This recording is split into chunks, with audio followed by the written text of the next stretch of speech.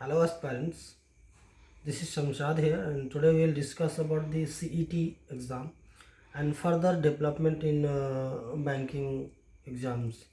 तो फ्रेंड्स अगर बात करें कि पिछले कुछ दिनों से एक बात बहुत ज़्यादा सर्कुलेट हो रही है कि गवर्नमेंट जो है वो CET ला रही है, कॉमन एंट्रेंस टेस्ट बोल सकते हैं या एलिजिबिलिटी टेस्ट, सारे एग्ज़ाम्स के लिए, बैंकिंग के लिए, रेलवेज़ के लिए, एसएससीज़ के लिए। ठीक है, लेकिन दोस्तों इन सारी बातों से हमें घबराने की आवश्यकता नहीं है। अगर हम एक सीरियस एस्पायरेंट हैं, 2-3 सालों से तैयारी कर रहे हैं, तो बिल्कुल भी CET को लेके हमें ज़्यादा सोचना ही नहीं है। ठीक है, नो टू CET। बस हमें फोकस करनी है अपने प्रिपरेशंस पर, चाहे वो हम बैंक की तैयारी कर रहे हैं, एसएससी की कर रहे हैं या रेलवे की। पर्टिकुलरली इस वीडियो में हम बात करेंगे बैंकिंग एस्पायरेंट्स के बारे में, किस तरह से ये जो 2020 और 21 का जो साल रहा वो बिल्कुल बहुत संशय भरा रहा, बहुत कन्फ्यूज़न भरा रहा। हम इन सारे कन्फ्यूज़न्स को दूर करेंगे। बहुत सारे स्टूडेंट का कहना है कि सर 2020-21 में वैकेंसीज़ बहुत कम आई है और धीरे धीरे वैकेंसीज़ आगे भी कम होती जाएगी। तो बिल्कुल ऐसा नहीं है। 2021 के लास्ट में हम देखेंगे कि IBPS क्लर्क और PO दोनों आनी है, आपको अक्टूबर-नवंबर के आसपास आ जाएगी। SBI का PO आएगा, क्लर्क तो 2021 में निकाल दी थी जो 5000 वैकेंसी, इस पर भी हम अलग से बात कर लेंगे। क्लर्क निकाल चुकी है।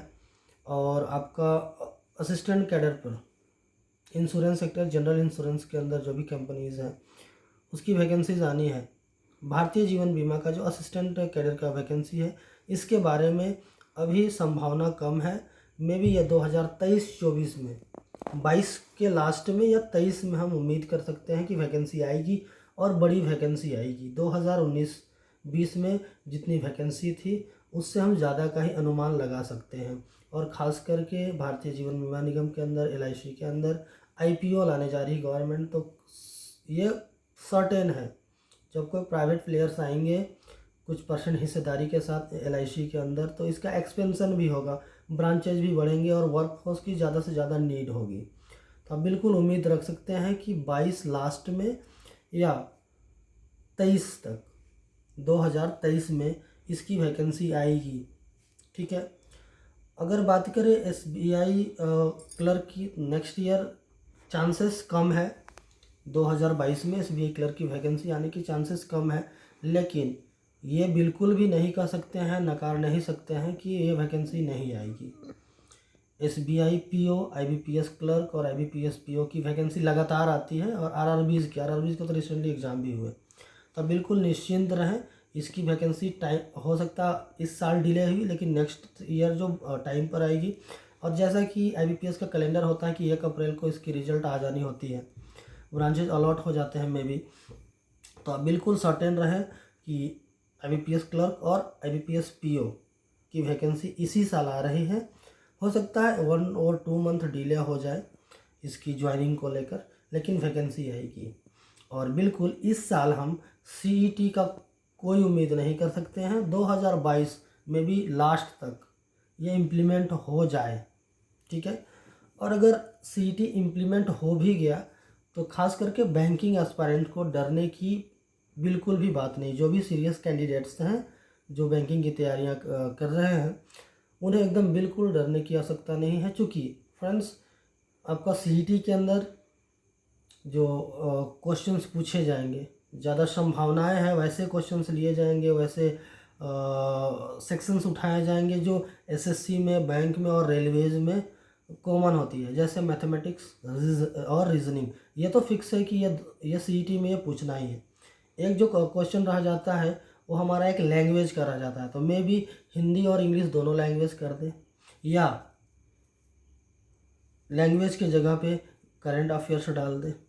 ठीक है, तो ये सारी चीज़ें बैंकिंग एस्पायरेंट्स के लिए नई नहीं है। ठीक है, और जहाँ तक प्रीलिम्स का बात है, अगर जो एस्पायरेंट, जो सीरियस एस्पायरेंट्स है बैंकिंग के अंदर, अगर वो अच्छे से तैयारी कर रहे हैं तो CET ईजिली क्वालिफाई कर लेंगे बहुत आसानी से। वैसे कैंडिडेट्स जो आज तक कोई प्रीलिम्स क्वालिफाई नहीं कर रहे, 1-2 मार्क्स के चलते या बहुत नज़दीक जा रहे हैं, उम्मीद ये है कि CET आपको क्वालिफाई करा देगा। ठीक है, बस आपको एक ही चीज़ का ध्यान रखना है कि हम मेंस की तैयारी शुरू से ही करते रहें। ऐसा नहीं कि हम सीईटी के बाद हम अपना माइंडसेट बदल लें कि भाई हम सीजीएल के लिए भी एलिजिबल है एग्ज़ाम देने के लिए, रेलवे एनटीपीसी के लिए भी एलिजिबल है और बैंक पीओ के लिए, तो हम तीनों की तैयारी करेंगे। बिल्कुल वैसे में आप फंसेंगे, अब कोई भी एग्ज़ाम क्वालिफाई नहीं कर पाएंगे। तो आपके मन में एकदम बिल्कुल एक चीज़ क्रिस्टल क्लियर होनी चाहिए कि हमें बैंक चूज करना है, एसएससी जाना है या रेलवे जाना है, और शुरू से ही उसके मेंस की तैयारी आप करेंगे। सीईटी जस्ट प्रीलिम से भी ये नीचे का लेवल होगा। बैंकिंग अगर बात करें तो बैंकिंग एस्पायरेंट्स के लिए जो सीईटी एग्ज़ाम होगा, कॉमन एलिजिबिलिटी टेस्ट, वो बिल्कुल बैंक पीओ के प्रीलिम्स से एकदम बिलो होगा। ठीक है, तो इसके बारे में आपको ज़्यादा सोचने की आवश्यकता नहीं है। फर्दर वैकेंसीज़ के बारे में भी मैंने बताया कि निश्चित तौर पर आईबीपीएस पीओ और आईबीपीएस क्लर्क इस साल आ रही है। ठीक है, मैक्सिमम चांसेस है। एसबीआई पीओ अभी तक नहीं आई है, आ जानी चाहिए थी, लेकिन ये भी एसबीआई पीओ का भी चांसेस है कि अगले 1-2 मंथ में इसकी जो नोटिफिकेशन आ जाए।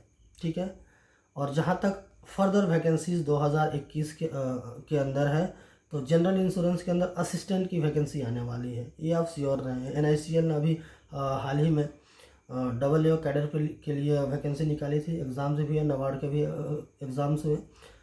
आप उम्मीद कर सकते हैं कि इनकी असिस्टेंट की वैकेंसी आएगी, और सबसे इम्पोर्टेंट आरबीआई असिस्टेंट की वैकेंसी इस साल आनी है। अगर किसी कारणवश अगर लेट भी होता है तो हम मान के सकते हैं जनवरी-फरवरी के एंड तक ये सारे अपने एग्ज़ाम्स ले लेंगे। अगर एग्ज़ाम्स नहीं भी हुए तो नोटिफिकेशन आ जाएंगे। बिल्कुल आप दोहरे ताकत से तैयारी करते रहें, और बिल्कुल भी घबराने की आवश्यकता नहीं है कि वैकेंसीज़ कम आ रही हैं सर और बहुत सारे कैंडिडेट्स भर दे रहे हैं, तो उससे एकदम बिल्कुल, खास करके नंबर ऑफ़ कैंडिडेट्स जिन्होंने अप्लाई किया उससे तो बिल्कुल घबराने की आवश्यकता नहीं है। क्योंकि हमको पता है रिसेंटली जो एसबीआई क्लर्क की वैकेंसी आई थी, 5000 सीट्स पर 20 लाख स्टूडेंट्स ने भरा था लगभग। बिल्कुल डरने की आवश्यकता नहीं है। कारण यह है कि 95% स्टूडेंट्स ऐसे होते हैं जो बैंक भी कर रहे हैं, एसएससी भी कर रहे हैं, रेलवे भी, क्योंकि हमने अपने प्रिपरेशन के दौरान ये सारी चीज़ें देखी है। सारे एग्ज़ाम्स के वो सारे वैकेंसीज के एग्ज़ाम देते हैं, इसे डरने की आवश्यकता है। जो सीरियस एस्पायरेंट होता है वही सिलेक्शन लेता है, चाहे वो एसएससी का हो, बैंक का हो या रेलवे का। आप जिस चीज़ की तैयारी कर रहे हैं बस माइंड में वही चीज़ रखें, और कोई भी एक्स्ट्रा एग्ज़ाम देना, चाहे अगर हम एसएससी के हों और रेलवे बैंक दे रहे हैं तो भी हम अपना टाइम बर्बाद कर रहे हैं। और कहीं ना कहीं अगर हम 2 दिन भी उस चीज़ के लिए पढ़ा जो मेरा एम नहीं है, तो वो 2 दिन भी मेरा बहुत मायने रखता है तैयारी के अंदर। ठीक है सॉरी। और ख़ास करके अगर आप बैंकिंग एस्पायरेंट हैं, बिल्कुल तैयारी करते रहें। एक स्ट्रेटजी बना के, प्रॉपर स्ट्रेटजी बना के, और सफलता निश्चित तौर पर आपको मिलेगी। ठीक है, तो तब तक के लिए पढ़ते रहिए, खुश रहिए। Thank you.